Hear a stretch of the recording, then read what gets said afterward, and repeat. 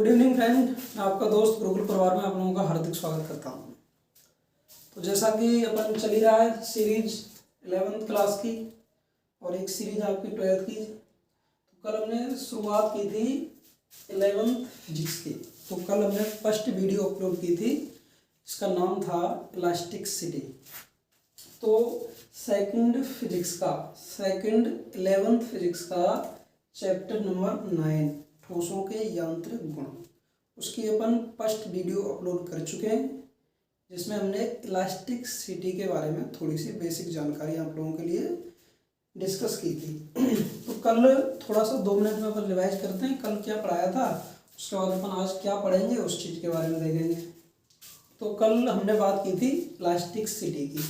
तो इलास्टिसिटी के अंदर जो फर्स्ट टर्म थी वो थी विरूपक बल, और विरूपक बल का मतलब होता है डिफॉर्मिंग फोर्स, और डिफॉर्मिंग फोर्स का मतलब होता है ऐसा बल जो किसी वस्तु के आकार को परिवर्तित कर दे। सिंपल सी बातों में हमको समझना है, ज़्यादा लंबा वीडियो को खींचना नहीं है, आसान शब्दों में आसान भाषाओं में अपना मैटर आप लोगों की समझ में आ जाना चाहिए, ये अपना पर्पज है। तो विरूपक बल डिफॉर्मिंग फोर्स उसका नाम था। फर्स्ट टर्म 9 चैप्टर की जो भी है वो है विरूपक बल। कल हमने आपके लिए 2 परिभाषाएं डिस्कस की थी, जिसका पहली डेफिनेशन थी विरूपक बल और दूसरी डेफिनेशन थी प्रत्यास्थता। तो विरूपक फोर्स या विरूपक बल ऐसा बल जो किसी वस्तु की आकृति और आकार को परिवर्तित कर दे। क्लियर है? यदि ऐसे भी कोई मेरे पास कोई ठोस वस्तु है सॉलिड, उस पर मैंने कोई फोर्स लगाया तो उस लगाए गए फोर्स के कारण उस वस्तु की शेप एंड साइज में किसी भी प्रकार का कोई परिवर्तन आ जाता है, तो उस लगाए गए फोर्स को हमने नाम दिया था विरूपक बल। कोई खास ज़्यादा लंबा चौड़ा मैटर नहीं है, सिंपल सी डेफिनेशन है। उसके बाद जो दूसरी टर्म थी वो थी प्रत्यास्थता। तो मैंने बोला था कि भैया जिस तरीके से एक आप आगे जाके 12th में एक शब्द पढ़ोगे कैपेसिटेंस, धारिता। आपने एक टर्म पढ़ा होगा रेजिस्टेंस। तो रेजिस्टेंस भी किसी भी प्रॉपर्टी की किसी भी मटेरियल की प्रॉपर्टी होती है, उसी प्रकार कैपेसिटेंस भी किसी मटेरियल की प्रॉपर्टी होती है। सेम वे उसी ले में जो प्रत्यास्थता है वो भी किसी मटेरियल की एक प्रॉपर्टी है। क्लियर है? कोई दिक्कत? तुमने प्रत्यास्थता की सिंपल सी डेफिनेशन बताई थी। पहले तो आप प्रत्यास्थता का एग्जाम्पल समझो बस। प्रत्यास्थता कोई खास लंबी चौड़ी वो नहीं है पढ़ने लायक चीज़, लेकिन प्रत्यास्थता का सिंपल सा मतलब है इलास्टिसिटी। जैसे रबड़, किसी रबड़ को मैंने खींचा, खींचने का मतलब उस पर मैंने विरूपक बल लगाया तो उस रबड़ की स्ट्रेंथ, उस रबड़ की जो लेंथ है वो चेंज हो जाएगी, और जैसे मैं उस विरूपक बल को हटाता हूँ तो वो वस्तु अपनी पूर्व लेंथ में चली जाती है। इसका मतलब हमने बच्चों की जो नेकर की इलास्टिक देखी होगी उसमें भी प्रत्यास्थता पाई जाती है, स्प्रिंग देखी होगी उसमें भी प्रत्यास्थता पाई जाती है। आप कोई भी थोड़ी सी कंघी टाइप लीजिए, नाई वाली जो कंघी होती है उसको अपन ऐसे करके विरूपक फोर्स लगा के उसको अपन ऐसे करके फोल्ड करते हैं तो वो फोल्ड हो जाती है, जैसे हम उसको छोड़ेंगे तो अपनी पूर्व सिचुएशन में चली जाती है। और बिल्कुल मजाकिया अंदाज में जैसे देखो तो आप अपने फेस का एक्सपेंशन देखिए, आपने कुछ भी फेस में ऐसे करके कुछ भी किया तो आपकी यदि ये बॉडी ऐसे कैसे रह गई, इसका मतलब आपकी बॉडी प्रत्यास्थ नहीं है। आप ऐसे कर रहे हैं फिर दोबारा से ऐसे हो गए, ऐसे कर रहे हैं ऐसे हो गए, इसका मतलब आपकी बॉडी में चेंज आ रहा है और दोबारा से अपनी पूर्व अवस्था को भी प्राप्त कर रही है। जैसे मेरी आंखें हैं, ऐसे मैंने इसको ऐसे किया, इसका मतलब इसमें चेंज आ गया, दोबारा से ऐसे किया वो नॉर्मल हो गई। इसका मतलब क्या है? That is elasticity. तो इलास्टिसिटी एक ऐसी प्रॉपर्टी का नाम है जो अपनी पूर्व अवस्था में आने का प्रयास करती है। इलास्टिसिटी एक ऐसी प्रॉपर्टी का नाम है जो किसी भी वस्तु को अपनी पूर्व अवस्था में लाने का प्रयास करती है। कोई भी वस्तु जिस पर मैंने कोई फोर्स लगाया और उस लगाए गए फोर्स के कारण उस वस्तु की सिचुएशन बदल गई, स्थिति बदल गई, आकार बदल गया, और जैसे मैं उस विरूपक बल को हटाता हूँ तो वस्तु अपनी पूर्व अवस्था में आ जाती है। यही प्रॉपर्टी, वस्तु का यही गुण प्रत्यास्थता कहलाता है। हम इन दोनों डेफिनेशनों के बारे में कल डिस्कस कर चुके थे। आज जो अपना नया टॉपिक है, ज़्यादा नहीं पढ़ाना है अपने को, तो वो है प्रत्यास्थता का कारण, कि जो इलास्टिसिटी ठोसों के अंदर, इलास्टिसिटी इन सॉलिड में जो पाई जाती है उसका रीजन क्या है, व्हाट दिस कारण, ठीक है, प्रत्यास्थता का कारण, इलास्टिसिटी का कारण क्या है। तो सबसे पहले तो मैंने ये जो लैंग्वेज है जो नोट्सों में आपको रिटर्न करनी है, आप इसका स्क्रीनशॉट ले सकते हो प्रॉपर तरीके से और आपको उसको लिखना भी है। तो अपन पहले इसी रामायण को समझा देते हैं आपके लिए, जो लिखी हुई है बोर्ड पर, फिर इसको रफ करेंगे और इस डेफिनेशन का मतलब बताएंगे। तो हम पढ़ रहे हैं प्रत्यास्थता का कारण। तो हम जानते हैं कि ठोसों में कोई भी जो ठोस वस्तु है मेरे पास, जैसे ये मारकर मेरे पास ठोस वस्तु है, तो इस ठोसों में कि हम जानते हैं कि किसी ठोसों में अणु परमाणु बहुत पास पास स्थित होते हैं और निकटवर्ती अणु एक दूसरे पर बल लगाते हैं, जिसे अपन अंतरा आणविक बल कहते हैं। इस फोर्स का क्या नाम है, अंतरा आणविक बल। और ये अणु साम्य अवस्था में उपस्थित रहते हैं। जब इन पर विरूपक बल लगाया जाता है तो जो अणु की साम्य अवस्था को तो अणु अपनी साम्य अवस्था से विस्थापित हो जाते हैं और अणु पास पास या दूर दूर हो जाते हैं और उनके बीच में प्रत्यानयन बल कार्य करने लगता है।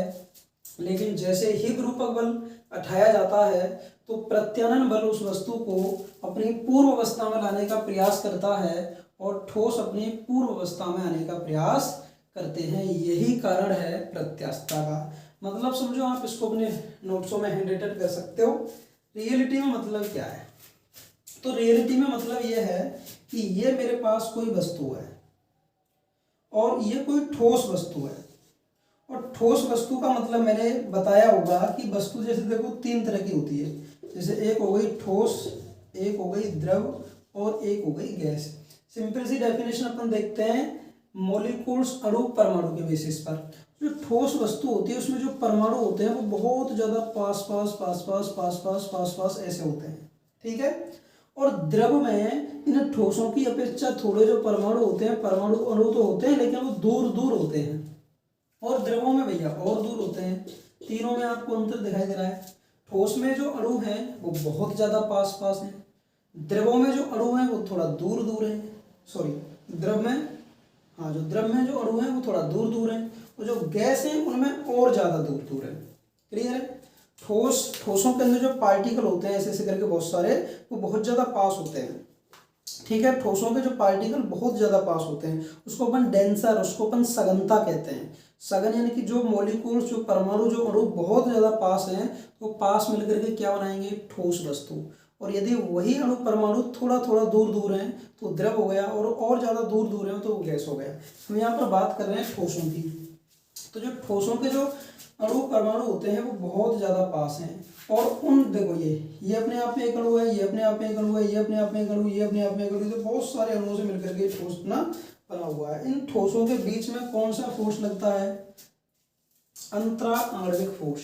अंतरा आणविक फोर्स का मतलब है दो अणुओं के मध्य लगने वाला बल। दो अणुओं के मध्य लगने वाला बल अंतरा आणविक बल कहलाता है, ठीक। जब ये ठोसों में अणु बहुत ज्यादा पास पास होते हैं तो इसका मतलब इनके बीच में अंतरा आणविक बल लगा हुआ है और उस अंतरा आणविक बल के कारण ये अणु अपनी साम्य अवस्था में, साम्य अवस्था का अर्थ होता है अणु जैसे हैं अपनी सिचुएशन पर, अपनी वास्तविक स्थिति पर उपस्थित हैं, वास्तविक स्थिति पर मौजूद है। किस बल के कारण, अंतरा आणविक बल के कारण। क्लियर है। ठोस होते हैं, ठोसों में परमाणु एक दूसरे के बहुत ज्यादा सघन होते हैं, पास पास होते हैं और उन अणुओं के बीच में अंतरा आणविक बल लगता है और वह अंतरा आणविक बल उन ठोसों को उनकी साम्य अवस्था में बनाए रखने का प्रयास करता है। अच्छा, जब अब इस ठोस में मुझे चेंज करना है, जब इसमें ठोस पर विरूपक बल लगाते हैं, तो मैंने बोला था विरूपक बल किसी भी ठोस पर लगाया गया फोर्स विरूपक बल कहलाता है। तो इस ठोस पर हमने क्या लगाया, विरूपक बल। और जब हम इस ठोस पर विरूपक बल लगाते हैं तो इस ठोस की सिचुएशन चेंज हो जाती है, इस ठोस की आकृति और आकार चेंज हो जाते हैं। जब आकृति और आकार चेंज आएंगे तो दो सिचुएशन हो सकती हैं, या तो ये अणु बहुत ज्यादा पास आ जाएंगे, या फिर ये अणु बहुत ज़्यादा दूर दूर चले जाएंगे।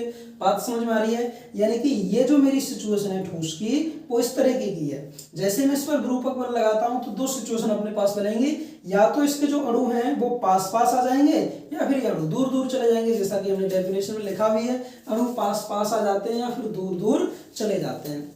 सोचो भैया, पहले इनकी साम्य अवस्था इस तरीके से थी, अब जब अणु पास पास हो गए या दूर दूर चले गए तो इसका मतलब है इनकी साम्य अवस्था विस्थापित हो जाती है। पहले ये साम्य अवस्था में थे, लेकिन जैसे ही मैंने विरूपक बल लगाया तो इनके अणु या तो पास पास आ जाएंगे या दूर दूर चले जाएंगे, जिसका मतलब है कि इनके बीच की जो साम्य अवस्था है, बैलेंसिंग कंडीशन है, वो विस्थापित हो जाएगी, वो विक्षेपित हो जाएगी, वो अव्यवस्थित हो जाएगी। क्लियर है? लेकिन जैसे ही वो अव्यवस्थित होती है तो उसमें जो अंतरा आणविक बल लग रहा था उसकी जगह पर एक दूसरा फोर्स काम करने लगता है। उस फोर्स का नाम है प्रत्यानयन बल। तो आप समझ सकते हो, सबसे पहले हमने विरूपक बल के बारे में चर्चा की थी, उसके बाद हमने प्रत्यास्थता के बारे में चर्चा की थी, उसके बाद अब अपन जो पढ़ रहे हैं वो प्रत्यास्थता का कारण, उसके बाद से हमने एक डेफिनेशन पढ़ी थी अंतरा आणविक बल, अणुओं के मध्य में लगने वाला बल ही अंतरा आणविक बल कहलाता है। और उसके बाद अपन पढ़ रहे हैं प्रत्यानयन बल।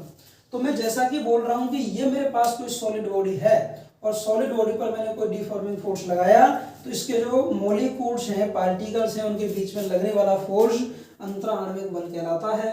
और अंतरा आणविक बल जैसे मैं इस पर फोर्स लगाऊंगा तो इसकी जो साम्य अवस्था है वो विक्षेपित हो जाएगी, विस्थापित हो जाएगी। इसका मतलब या तो जो अणु थे वो पास पास आ जाएंगे या फिर दूर दूर चले जाएंगे। तो जैसे ही साम्य अवस्था विस्थापित होगी तो उनके बीच में अंतरा आणविक बल की जगह दूसरा बल काम करने लगता है, इसका नाम है प्रत्यानयन बल। क्या नाम है? प्रत्यानयन बल।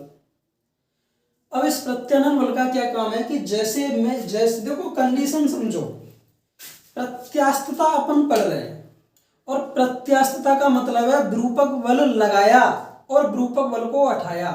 तो विरूपक बल लगाते हैं तो सिचुएशन बदलेगी और जैसे ही विरूपक बल को हटाते हैं तो वो अपनी पूर्व स्थिति में आ जाएगी, दैट इज इलास्टिसिटी। नहीं आती है तो दैट इज प्लास्टिक। इलास्टिसिटी और प्लास्टिक, अपनी पूर्व अवस्था में आना इलास्टिसिटी कहलाता है और अपनी पूर्व अवस्था में नहीं आना प्लास्टिक कहलाता है।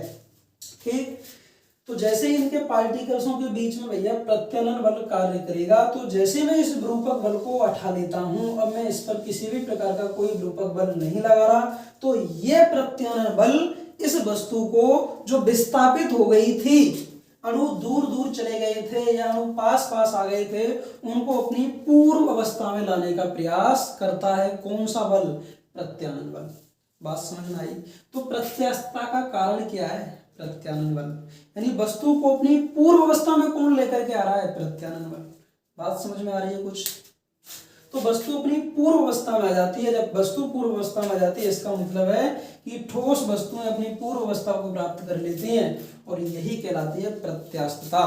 तो हम जो हेडिंग में अपन पढ़ रहे थे, आज की इस वीडियो का जो पर्पज है पढ़ने का, आज के इस टॉपिक का, वो है प्रत्यास्थता का कारण। कि किसी भी ठोस वस्तु के अंदर जो इलास्टिसिटी प्रॉपर्टी पाई जाती है उसका रीजन क्या है?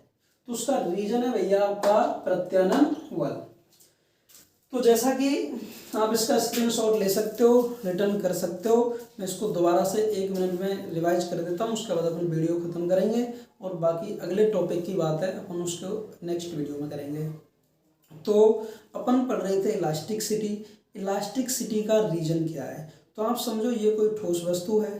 ठोस वस्तु का मतलब है कि इसके अंदर जो अणु हैं वो बहुत ज़्यादा पास हैं, सघन माध्यम में है, सघन व्यवस्था में एक दूसरे के बहुत ज़्यादा पास हैं, करीब करीब।